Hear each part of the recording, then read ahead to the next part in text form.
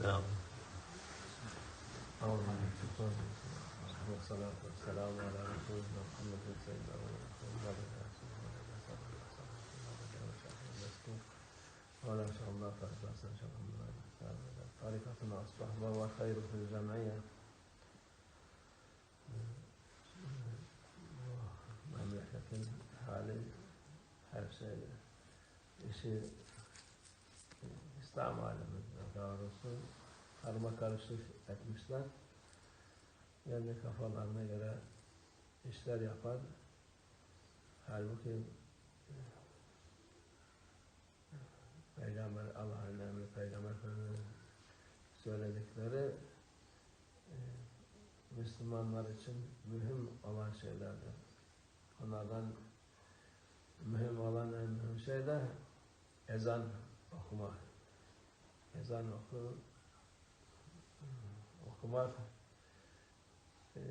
namazları vaktini göstersin ve onun için hem her bir emirde sayısız faydalar var. Hem okuyan için Allah o kadar sevap, ecir yazar kendisine, hem dinleyenlere de olur. Onlar da onun arkasından. Şimdi kaç senelerdir tek yerden ezan okunup müezzinler var. Onların vazifesi ezan okuma, vazifesini yapmasın. Onların kabahati yok da emir gelmiş. Tek yerden okuyun, hepsi birden dinlesin.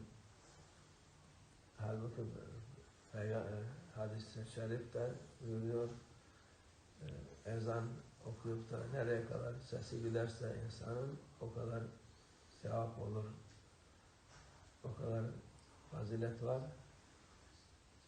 Tabi bir tane okuyup da bu elektrikli mikrofonlardan çıkan ses onun değil de kendi sesiyle okuyup da nereye kadar giderse gene mikrofonla okusun, gene de hasıl olur o fazilet. Ama tek bir kişi yapıp da başkaları yapmayınca o faziletten mahrum oluyorlar. Faziletten mahrum olmadan madde rahmet de daha az oluyor. Bazı yerlerde ezan okununca teker herkes yapınca o fazilet başkadır.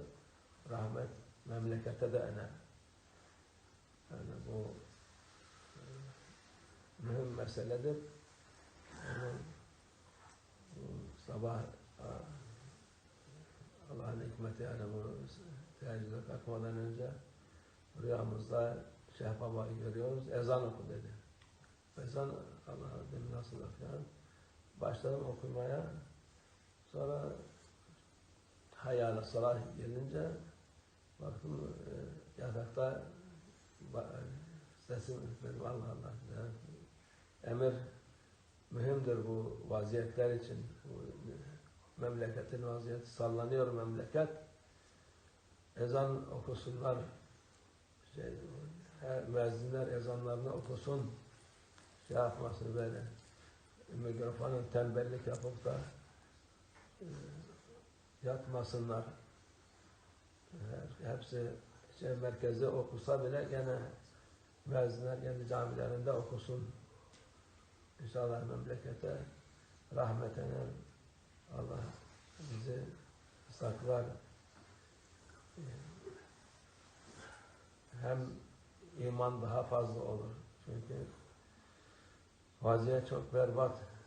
Hem büyüklerde hem küçüklerde nefislerin peşlerinde koşturmaktan başka şey düşündükleri yok.